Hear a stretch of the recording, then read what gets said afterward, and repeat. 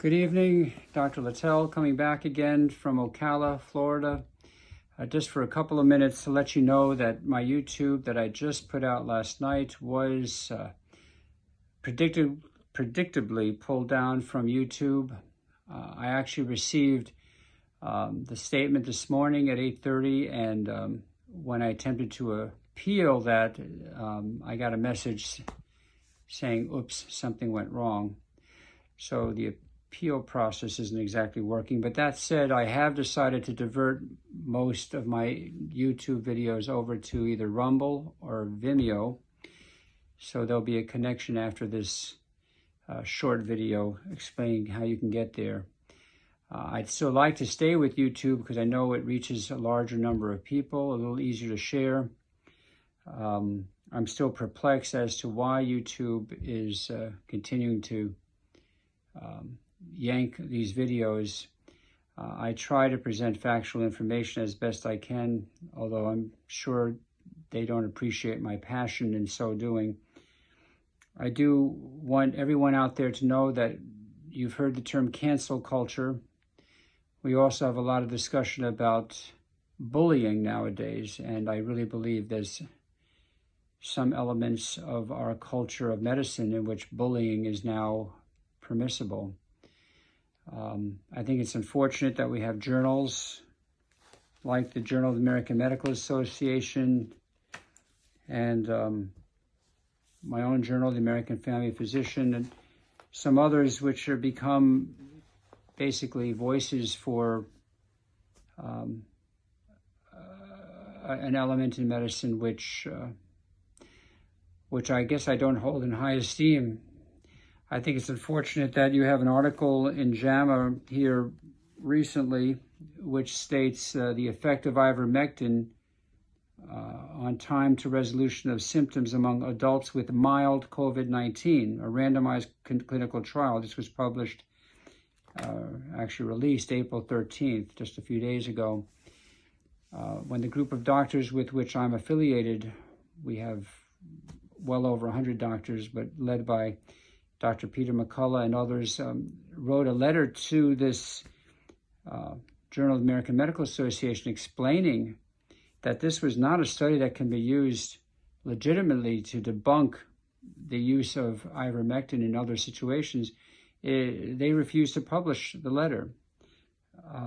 We were simply stating that this was a population of young, healthy, the average age was, I believe, 36. Most were not very sick at all with COVID, so that the difference between those who were treated and those who were not treated was minimal.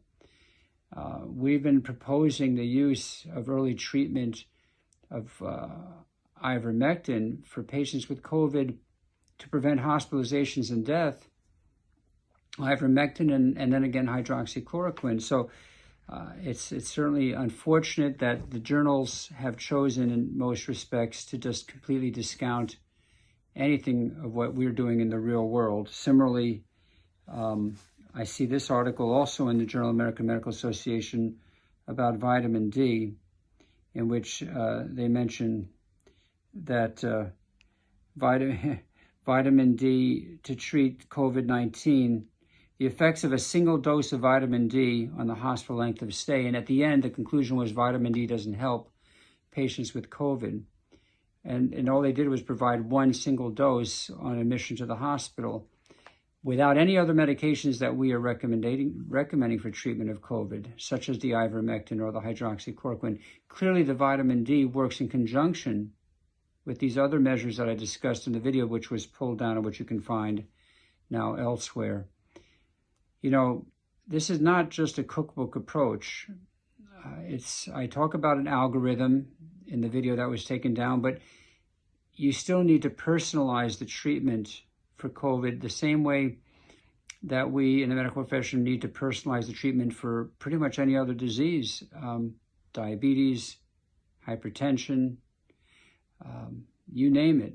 There are many factors that go into each of these diseases, and the good physician, as William Osler said, treats the disease. The great physician treats the patient who has the disease. And that's kind of where I'm coming from with these videos. Each patient is so unique. And we are not, with the current approach to this pandemic, taking into consideration the individuality, the uniqueness of each person. Vaccines, universal vaccination cannot be a panacea, a cure-all for this disease. So please, I hope you get to see some of the videos that were pulled on the other platforms, other social platforms, which will be showing right after this. It's been a long day, but I love what I'm doing. And please pray that the good Lord gives me the energy to keep doing it for a long time. God bless you all, and good night. Thank you.